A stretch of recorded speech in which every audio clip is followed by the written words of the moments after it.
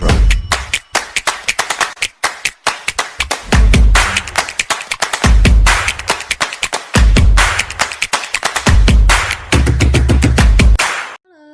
warahmatullahi wabarakatuh. Pada kesempatan ini saya Liza Siti Nurhaliza akan mempresentasikan tentang manajemen pemasaran. Yang pertama, kita ketahui dulu apa pengertian dari pemasaran. Pemasaran adalah salah satu kegiatan pokok yang perlu dilakukan oleh perusahaan, baik itu perusahaan barang ataupun jasa, dalam upaya mempertahankan kelangsungan hidup usahanya. Hal tersebut disebabkan karena pemasaran merupakan salah satu kegiatan perusahaan di mana secara langsung berhubungan dengan konsumen.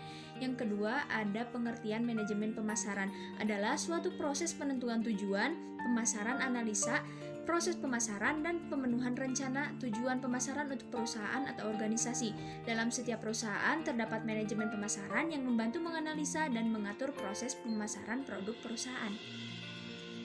Adapun yang ketiga yaitu pengertian konsep pemasaran. Konsep pemasaran adalah filosofi yang mendorong perusahaan untuk mengembangkan produk atau layanan berdasarkan kebutuhan dan preferensi pasar. Jadi strategi pasar yang dijalankan oleh perusahaan akan dirancang dan diterapkan oleh perusahaan untuk memenuhi kebutuhan pelanggan, memaksimalkan keuntungan, memuaskan kebutuhan pelanggan, serta mengalahkan pesaing bisnis mereka. Selain digunakan untuk memaksimalkan keuntungan atau profit perusahaan, konsep pemasaran ini juga perlu diperhatikan untuk dapat menciptakan kondisi di mana kedua belah pihak, baik itu perusahaan ataupun pelanggan, bisa sama-sama merasakan keuntungan. Jika dijalankan dengan baik secara konsisten, maka konsep ini dapat membantu perusahaan untuk memperoleh keuntungan, untuk menjaga dan memperpanjang. Konsep pemasaran ini memiliki 5 konsep utama di dalamnya, dan konsep tersebut telah berkembang selama beberapa dekade. Perlu diketahui bahwa tidak setiap konsep akan berguna untuk semua bisnis. Oleh karena itu, kami sediakan penjelasan untuk masing-masing konsep tersebut.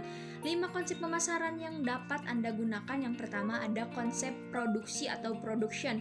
Konsep produksi merupakan salah satu konsep pemasaran paling awal di mana perusahaan berfokus kepada efisiensi proses produksi seperti yang sudah diketahui pada umumnya, akan menyukai produk yang berkualitas dengan harga yang terjangkau. Selain itu, konsep ini juga fokus ketersediaan produk. Jadi, untuk mencapai hal tersebut, maka perusahaan perlu mengoptimalkan proses produksi yang akan dilakukan.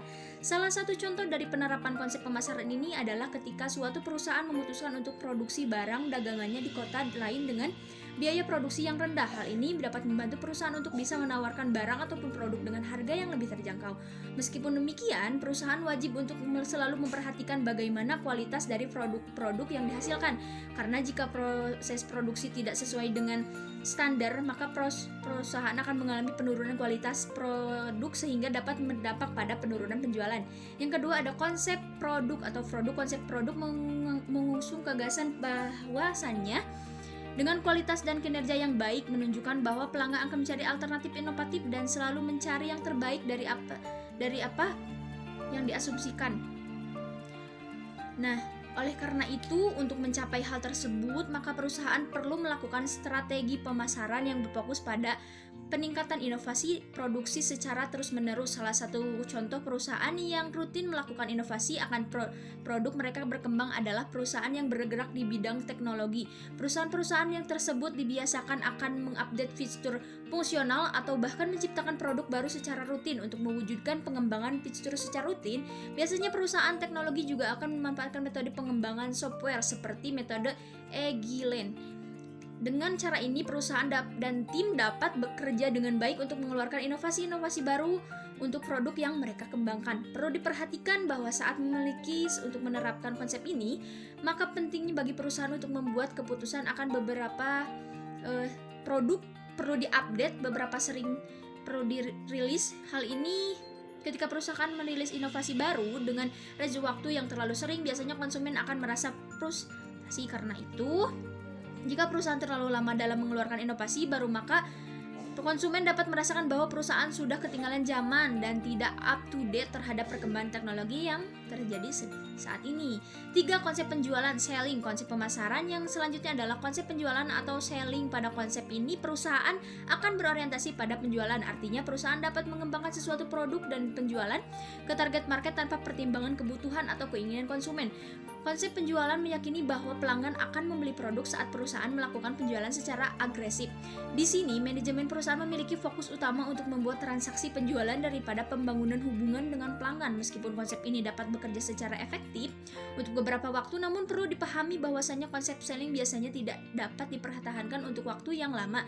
Jadi konsep ini hanya menawarkan keuntungan jangka pendek tetapi tidak menawarkan keuntungan jangka panjang. Sebagai informasi tambahan, konsep ini sangat populer di awal tahun 1930-an.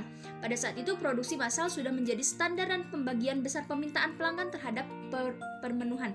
Maka perusahaan mulai mempraktikkan konsep penjualan ini. Perusahaan akan memproduksi dan mendorong konsumen agar mau membeli dengan cara personal selling atau menjalankan iklan. Salah satu contoh perusahaan yang menjalankan konsep ini adalah perusahaan yang menjual soda pop atau soft drink. Ada pertanyaan, mengapa terus-menerus iklan perusahaan soft drink meskipun minuman tersebut tidak memiliki nutrisi atau bahkan buruk bagi kesehatan Anda? Perusahaan-perusahaan tersebut mengetahui hal ini, itulah sebabnya mengapa mereka mendorong penjualan produk dengan menjalankan iklan yang agresif. Selain itu, konsep ini biasanya penjualan juga digunakan untuk perusahaan-perusahaan yang menjual produk barang yang tidak terpikir untuk dibeli konsumen, contohnya seperti asuransi atau float pemakaman.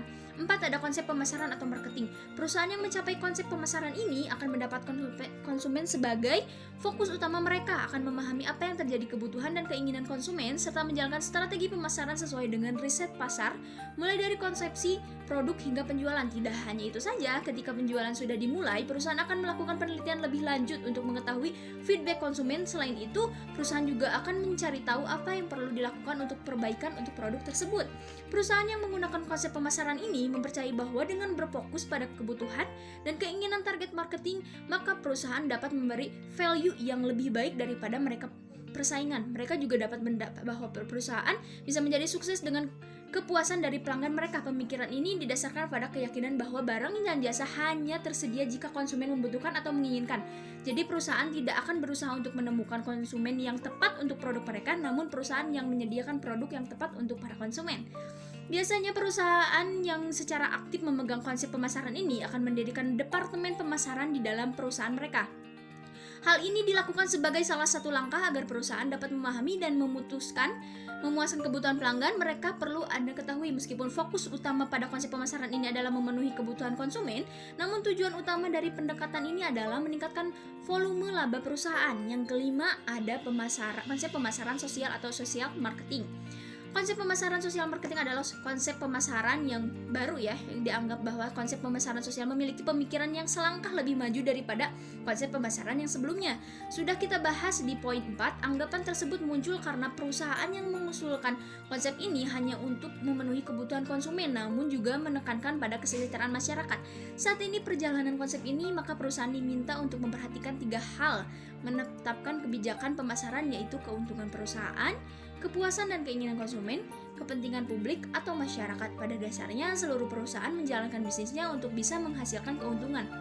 Anda tentu boleh mengadopsi konsep pemasaran sosial ini asalkan konsep ini tidak mampu menghasilkan keuntungan dan tidak membawa kerugian bagi perusahaan Anda. Contoh penerapan konsep pemasaran sosial ini seperti ketika sebuah perusahaan yang memproduksi bahan makanan menggunakan kemasan ramah lingkungan atau eco-friendly. Yang berikutnya ada konsep inti pemasaran dan penjelasannya berdasarkan pembahasan sebelumnya. Maka dapat dilihat bahwa konsep inti pemasaran akan lebih banyak tuntutan yang harus dipenuhi, tidak hanya jumlah uang yang dihasilkan dan jumlah barang yang terjual. Ada hal yang bersifat kualitatif dan tak ternilai oleh angka yang harus dicapai. Oleh sebab itu, seorang pemasar harus bersikap fleksibel dan dinamis terhadap segala perubahan. Konsep inti pemasaran tidak kaku dan cenderung bisa menyesuaikan dinamika pasar lebih cepat. Apalagi didukung dengan kegiatan inovatif tiada henti. Ada 7 aspek yang bisa digunakan untuk dasar penyusunan strategi pemasaran. Ketujuh aspek tersebut adalah sebagai berikut. Yang pertama, ada kebutuhan, keinginan, dan permintaan. Ketiga hal ini harus dibedakan karena pemahamannya tidaklah sama. Kebutuhan merupakan sesuatu berdasarkan yang mendasar yang harus dipenuhi. Kebutuhan tidak tercipta oleh pemasar, namun dapat didapatkan dari diri seseorang seperti sandang, pangan, papan, dan apapun itu memenuhi kebutuhannya. Sedangkan keinginan adalah hasrat yang memuaskan sisi lain seseorang. Bentuknya tidak harus berupa barang atau objek, tetapi bisa juga hal lain, misalnya rekreasi, pelayanan berkelas, dan sebagainya. Adapun permintaan merupakan keinginan terhadap suatu produk yang spesifik diiringi dengan kesediaan dan kemampuan untuk membeli. Permintaan ini tidak akan tercipta tanpa adanya daya beli seseorang, namun permintaan bisa lahir dari keinginan seseorang, bukan hanya dari kebutuhan saja. Sebagai contoh, banyak orang menginginkan smartphone canggih, namun sedikit orang yang mampu membelinya. Maka, hasilnya adalah permintaan tidak akan sebanyak orang yang menginginkannya. Melihat konsep inti pemasaran dari segi pemahaman, kebutuhan, keinginan, dan permintaan, maka seorang pemasar memang tidak dapat menciptakan kebutuhan, namun bisa mempengaruhi sehingga seseorang yang terpengaruh akan munculnya keinginan dari dalam diri mereka. Jika keinginan ini bertemu dengan kemampuan membeli, akhirnya tercipta sebuah permintaan. Kedua, ada produk, yaitu barang, jasa, atau gagasan. Konsep ini pemasaran selanjutnya berhubungan dengan produk. Ingat, tidak selama produk adalah sesuatu yang berwujud. Jika produk ini berupa benda kasat mata, maka itu adalah barang. Apabila tidak nyata namun bisa memberi kepuasan, maka produk tersebut digolongkan sebagai jasa. Sedangkan sesuatu yang tidak berupa barang ataupun jasa namun bisa memiliki nilai atau value terhadap ini, maka itu adalah sebuah gagasan. Ketiga hal ini harus diperhatikan oleh seorang pemasar agar dapat ditawarkan secara tepat, baik dari komunikasinya, medianya, serta target pasarnya. Kesalahan yang sering terjadi adalah seorang pemasar atau perusahaan terlalu fokus menawarkan produk barang. Mereka lupa bahwa jasa dan gagasan pun bagian dari konsep inti pemasaran yang menentukan keberhasilan pencapaian tujuan perusahaan. Maka perlu diperhatikan kebutuhan konsumen berdasarkan perbedaan ketiga produk ini, nilai, biaya, dan kepuasan. Keputusan pembelian seorang konsumen tidak hanya didasari dari harga barang atau jasa. Ada hal lain yang menjadi faktor pertimbangan, yaitu nilai yang terkandung di dalam serta kepuasan yang diperoleh. Nilai merupakan total biaya yang diharapkan dengan kemampuan produk dalam memenuhi kepuasan. Sebagai contoh, seseorang ingin tiba di kantor lebih cepat. Ia bisa berjalan kaki yang gratis namun tidak bisa memenuhi keinginan. Maka ia rela membayar lebih agar bisa lebih awal di tempat kerjanya.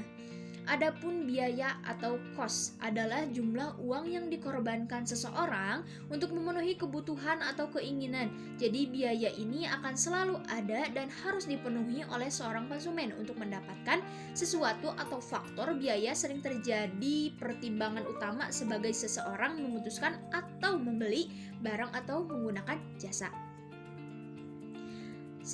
Satu lagi, yaitu kepuasan ini adalah bagian yang sulit diukur dalam konsep inti pemasaran. Sifatnya sangat subjektif dan cenderung dipengaruhi oleh gaya hidup seseorang. Semakin tinggi standar hidupnya, maka kepuasan akan semakin sulit dipenuhi dan ditebak. Di pertukaran dan transaksi, pada dasarnya seseorang dapat memenuhi kebutuhan akan produk melalui 4 cara, yaitu memproduksi sendiri, mengambil dari orang lain dengan cara memaksa, meminta bantuan orang lain, dan melakukan pertukaran. Konsep inti pemasaran di sini berfokus pada aktivitas pertukaran exchange sebagai awal mula lahirnya sebuah transaksi. Terus ada hubungan dan jaringan. Konsep inti pemasaran berikut adalah hubungan dan jaringan, yakni suatu praktik jangka panjang untuk memenuhi kebutuhan serta memuaskan berbagai pihak-pihak. Pihak-pihak di sini bukan hanya konsumen, tetapi juga pemasok atau supplier, penyalur, dan rekan bisnis lainnya. Seorang pemasar yang cerdas mampu membangun hubungan baik dengan berbagai pihak sehingga memberi keuntungan bagi perusahaan. Yang selanjutnya ada pasar. Apapun yang dilakukan oleh perusahaan dalam mendapatkan keuntungan pasti berhubungan erat dengan pasar. Di pasarlah tempat bertemunya penjual dan pembeli, aktivitas transaksi, serta terciptanya gagasan-gagasan produk baru.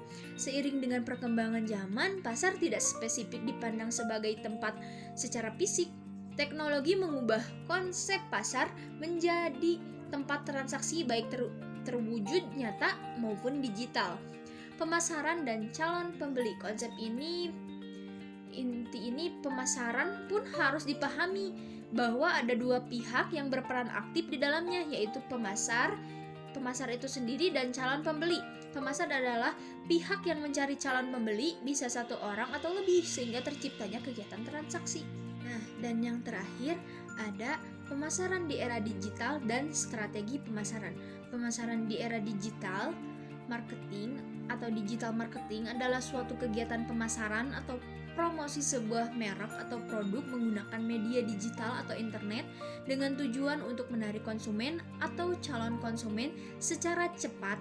Nah, contohnya seperti kita memasarkan produk melalui media sosial dengan cara sekarang lebih banyak aplikasi-aplikasi yang bisa memasarkan sebuah produk, contohnya seperti Shopee. Adapun dari Facebook bisa kita memasarkan, dan di media sosial lainnya. Yang terakhir ada strategi pemasaran. Strategi pemasaran menurut media sosial online ada search engine optimization, search engine marketing, sosial media, email marketing, ada content marketing, influencer marketing. Mungkin segitu saja yang saya dapat sampaikan. Mohon maaf apabila ada kata-kata yang kurang berkenan. Wassalamualaikum warahmatullahi wabarakatuh.